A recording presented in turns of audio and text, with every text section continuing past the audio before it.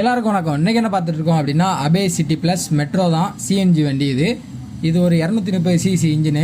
இதில் ஒரு பெரிய பிரச்சனை வந்துக்கிட்டே இருக்கும். பெரிய பிரச்சனைங்க முடியாது, அது சின்ன பிரச்சனை தான். அது பெரிய பிரச்சனையான இருக்கும். அமௌண்ட் அதிகம்.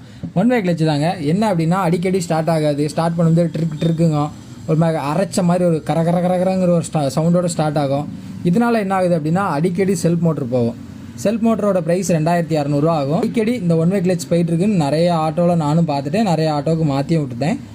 230 சிசியில் இந்த பிரச்சனை இருக்குது, 300 சிசியில் இந்த பிரச்சனை இருக்குது. இது புது வண்டியாக ஒரு 3 மாதம் ஷோரூம் இறங்கின வண்டிக்கும் இந்த பிரச்சனை வந்திருக்குது. இது என்ன காரணம் அப்படின்னா அதில் ஒரு பேரிங் இருக்கும். அந்த பேரிங் ரொம்ப ஒரு நைஸான ஸ்ப்ரிங் டெம்பரில் இருக்குது. அதனால் அந்த பிரச்சனை இருக்கலாம். இதுக்கு நிரந்தர தீர்வு கண்டிப்பாக கூடிய விரைவில் நம்ம கண்டுபிடிக்கணும். ஏன்னா அதுக்கான முயற்சி போயிட்டு இருக்குது. கான்டாக்ட் பண்ணி பேசிகிட்டு இருக்கேன்.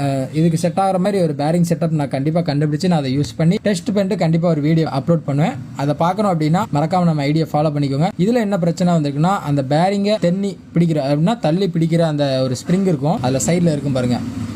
ஒவ்வொரு பால்ஸுக்கும் ஒவ்வொரு ஸ்ப்ரிங் இருக்கும். அந்த ஸ்ப்ரிங் தான் இப்போ கட் ஆகிட்டு என்ன செல்ஃப் பண்ணாலும் அரைச்சி கொஞ்சம் கொஞ்சமாக மூவ் ஆகும். ரெண்டாவது செல்ஃபே சுத்தாது. ரொம்ப நேரம் செல்ஃப் பண்ணிகிட்டு இருக்கும்போது மோட்டர் எரிஞ்சு போகும். ஆனால் இது புது வண்டியிலே இந்த பிரச்சனை நிறையா வந்திருக்கு. ஷோரூம்லேயும் கண்டிப்பாக கவனிச்சிருப்பாங்க. ஆனால் இதுக்கு அவங்க ஒரு நிரந்தர தீர்வு என்ன எடுக்கலாம் அப்படிங்கிறது தான் என்னோட ஒரு கொஸ்டினாக இருக்குது. உங்கள் ஆட்டோவில் இந்த மாதிரி பிரச்சனை வந்திருக்கா? நீங்கள் எத்தனை நேரம் இந்த ஒன் வே கிளச் மாற்றிருக்கீங்க? இதனால் என்ன பிரச்சனைலாம் நீங்கள் கவனிச்சிருக்கீங்க அப்படிங்கிறத மறக்காமல் கமெண்டில் சொல்லுங்கள். நிரந்தர தீர்வு கூடிய விரைவில்